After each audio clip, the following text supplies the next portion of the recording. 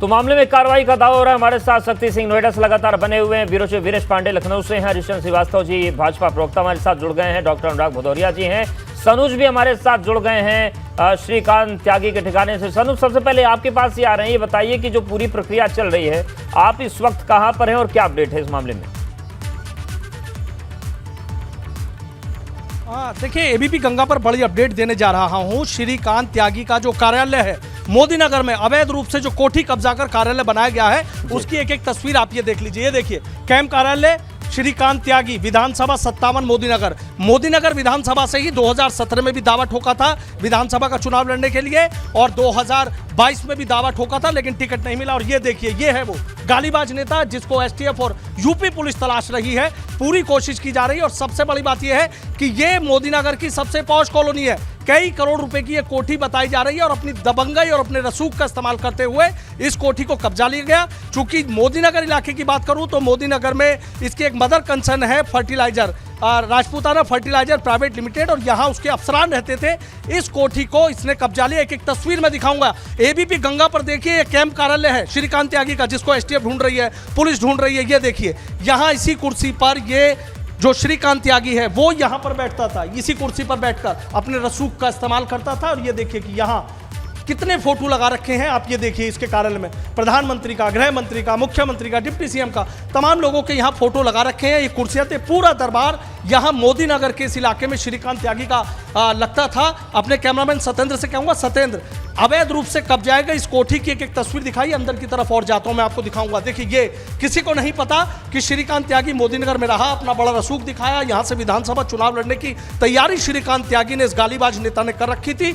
और ये अवैध रूप से कब्जा यहां पर कर लिया। ये देखिए, अंदर चलता हूं, यहां देखिए, यहां श्रीकांत त्यागी बैठता था, और पूरा उसका जो मजमा है, पूरा दरबार यहां पर लगता था, और यहीं से अपने जो रसूख का इस्तेमाल है, वो अपने रसूख का इस्तेमाल यहां पर करता था।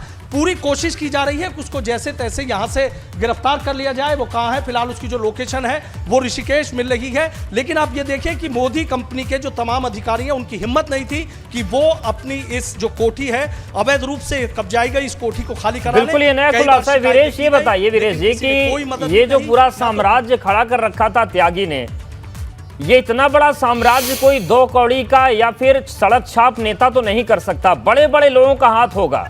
ये बड़े लोग पकड़े जाएंगे या बड़े लोग बच जाएंगे? क्योंकि अगर छुट भैया है और छुट भैया इतना कमाल कर रहा है, तो फिर तो नए सवाल खड़े हो जाएंगे कानून व्यवस्था पर।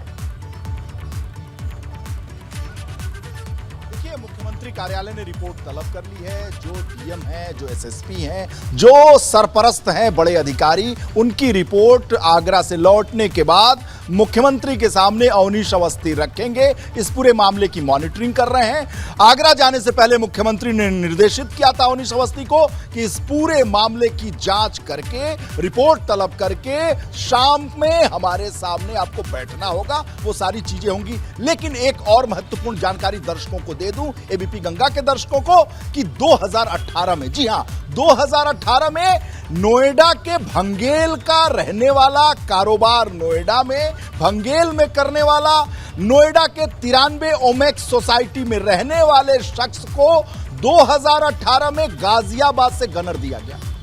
तत्कालीन एसएसपी ने उसके जो सुरक्षा के मापदंड हैं, उसे जब जांचने की कोशिश की तो वो रिजेक्ट हो गया। फिर उस रिपोर्ट को बदलवाई गई, रिपोर्ट बदलवाकर सिक्योरिटी थ्रेट दिखाया गया और पुनः उसे गनर दिया गया।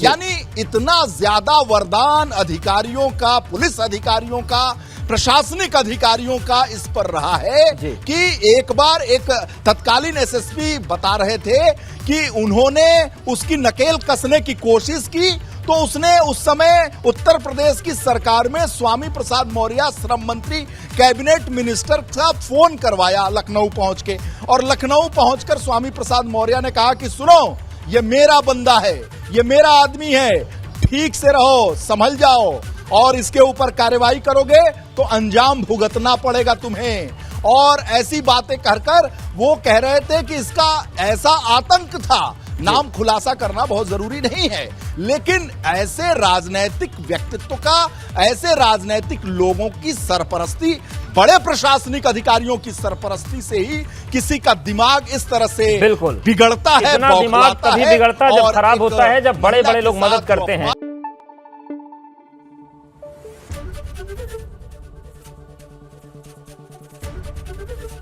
एबीपी गंगा, खबर आपकी, जुबान आपकी।